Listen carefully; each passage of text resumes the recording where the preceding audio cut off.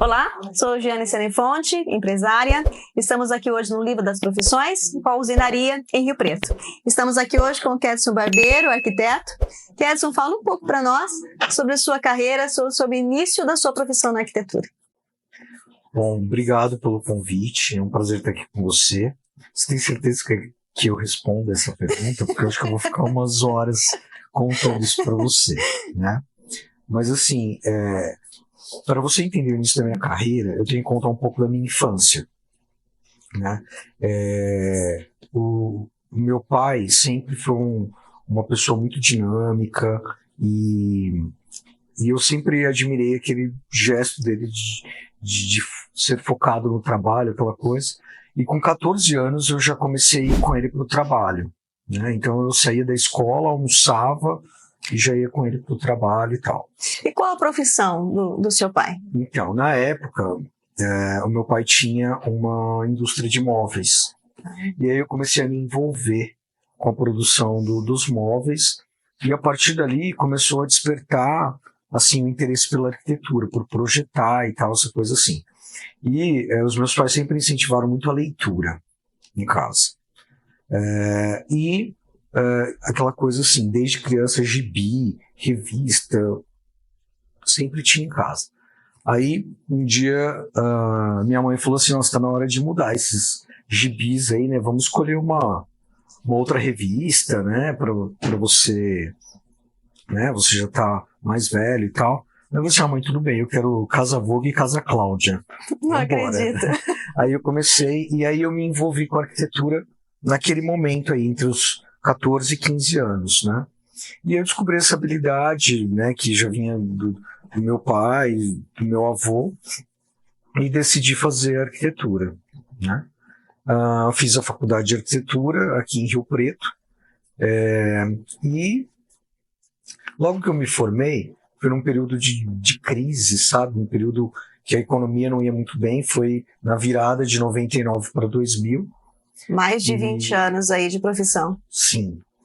E aí eu percebi assim que o mercado estava muito travado, então eu já comecei como um profissional autônomo.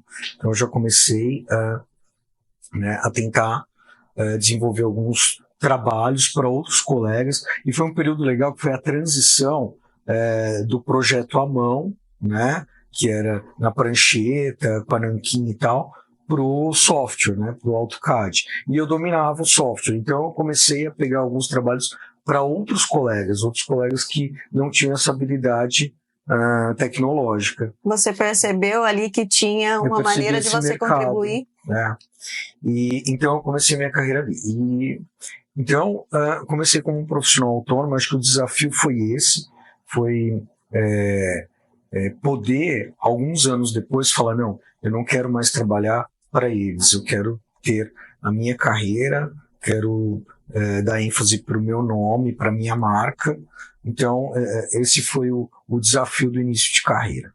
Então, você já até começou a pontuar aí qual foi o seu desafio aí no início da carreira. E esse desafio persiste hoje de forma diferenciada, com toda certeza, né? Sim. E hoje, quais são os desafios que você enfrenta na arquitetura? Os desafios são muitos, né?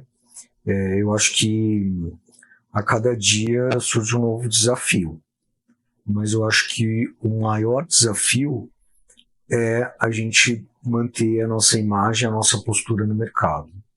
Bom, mas além dos desafios, nós temos também os pontos positivos, as coisas que a arquitetura pode produzir. E o que você tem para nos dizer sobre esses pontos positivos também da arquitetura e da sua profissão, da sua atuação? A arquitetura, ela me mostrou o que é a vida, ela me ensinou a viver. Tá? Então, a arquitetura, ela me abriu muitos horizontes, até porque é uma profissão da área de humanas, uma profissão muito ligada à criatividade, ao raciocínio, né? E a partir da arquitetura eu comecei a entender que eu não precisava ficar limitado a projetos residenciais ou projetos de interiores e tal. Então eu consegui buscar outros horizontes. Hoje eu atuo em alguns setores já como especialista, já tenho uma bagagem de muitos anos na área hospitalar, né, com arquitetura hospitalar. Tenho uma trajetória muito interessante na área de patrimônio histórico e cultural, né? Inclusive lecionei muito tempo essa disciplina. Você foi se especializando em diversas áreas dentro do âmbito da arquitetura, dentro do leque da arquitetura. E, como eu disse, houveram as paixões. Então, a paixão pelo planejamento urbano. Hoje eu atuo no setor de turismo graças ao meu conhecimento aprofundado em patrimônio cultural, a planejamento urbano. Então, tudo isso convergiu numa nova especialidade, né? E, então, assim, esse é o grande benefício, sabe? A arquitetura, de fato, me abriu para outros horizontes. E você continua atuando hoje no mesmo nicho que você atuava lá no início da sua carreira? Olha, chegou um momento da minha vida que eu precisei decidir, sabe? Se eu queria continuar fazendo casa ou se eu queria algo mais, né? E aí eu optei por esse algo mais. Então, hoje, claro, projeto casa, assim mesmo não é meu foco, tá? Meu foco, eu gosto de desafios. Então, eu gosto de sempre estar pesquisando e aprendendo dentro da minha área profissional. E ao longo de toda essa sua jornada no profissionalismo, o que marcou assim a sua vida nessa área? Eu tive oportunidade muito jovem de me inserir nos conselhos profissionais, né, nas entidades de classe. Então eu tive um envolvimento muito forte com o Sindicato dos Arquitetos, eu tive um envolvimento muito forte com o Conselho de Arquitetura, com o IAB, que é o Instituto de Arquitetos do Brasil. Naquele momento era para aprimorar meu conhecimento, mas ele me mostrou que eu podia voar, sabe, esses conselhos, né? Então, através da minha participação nesses conselhos, eu comecei a desenvolver o desejo de participar de congressos, sabe, de conhecer outros lugares, a voltar a estudar, né? Então, a partir daí que eu fiz a minha primeira especialização e depois fiz outras. Então, assim, a minha relação com as instituições de classe foram fundamentais. É um paralelo, né? Caminha junto com a arquitetura e ao mesmo tempo que você continua atuando tanto no projeto de casas e tudo mais, e dentro desses órgãos de classe você consegue aí estar ajudando outros e novos profissionais principalmente, né? Aí eu entrei nessa seara meio que sem querer, né? Porque eu descobri, através de uma amiga, que existe um setor da sociedade chamado sociedade insurgente, que é aquela pessoa que ela quer desenvolver uma atuação onde o poder público às vezes não consegue atuar.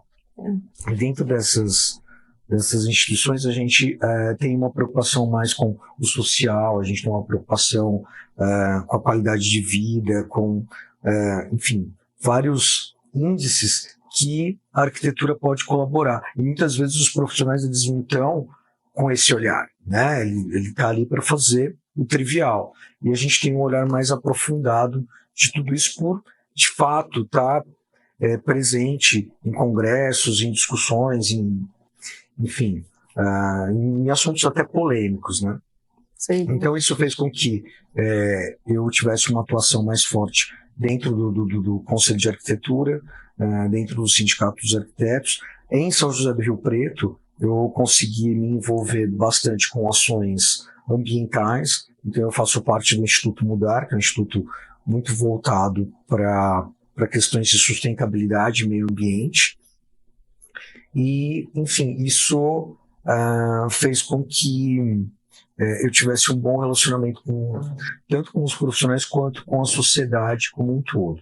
Você criou, na verdade, uma rede de relacionamentos, não só com profissionais, mas também com a sociedade e com a prefeitura local, né? Não, e aí você acaba criando um problema ou um novo desafio, né? Porque você se torna referência, então, através dali, eu acabei me tornando, hoje, sou presidente do Conselho Municipal de Turismo. Então, por que eu entrei ali?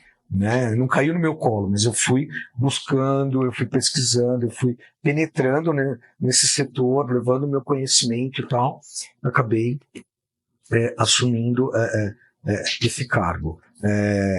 No Condefat foi a mesma coisa, eu sempre fui muito envolvido e apaixonado pela questão do patrimônio histórico e cultural, pela arquitetura como um todo.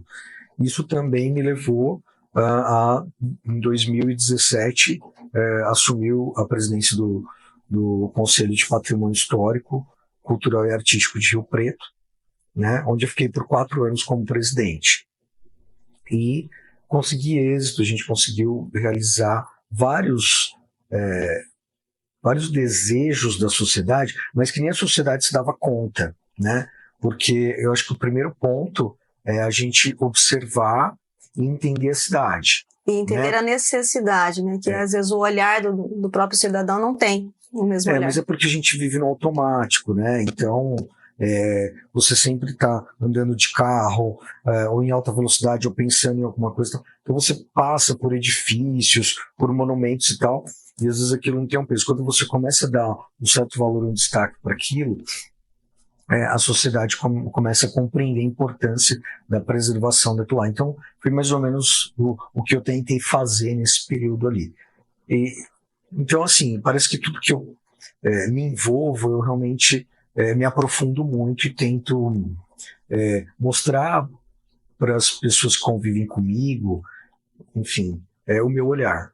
Sempre com muita responsabilidade, tudo aquilo que você faz, né? Estamos aqui já caminhando para o final. Eu gostaria que você deixasse uma mensagem para os novos profissionais na área da arquitetura. Olha, poderia deixar várias mensagens, mas eu acho que é fundamental o cuidado com a observação, tá? Eu acho que nós temos que ser observadores e explorar a paisagem, penetrar na paisagem, compreender né, que a arquitetura ela é fundamental, a releitura, o poder da observação. Então, resumidamente, a observação, né, é a mensagem que eu deixo. Aguçar a observação. Kedson, muito obrigada pela sua presença, muito obrigada pelas suas palavras e muito obrigada por toda a sua atuação, não só na arquitetura, mas também na sociedade aqui de São José do Rio Preto.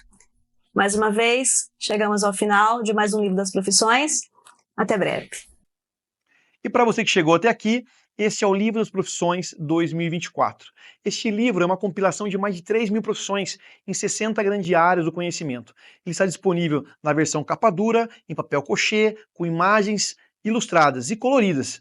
Ele é um excelente presente para sua mãe, para o seu pai, para aquele filho que está iniciando a carreira profissional ou para aquele amigo que quer mudar de carreira. Você pode adquirir no site da Amazon.com nas versões em inglês e em português e também no link na descrição abaixo. Garanta já o seu.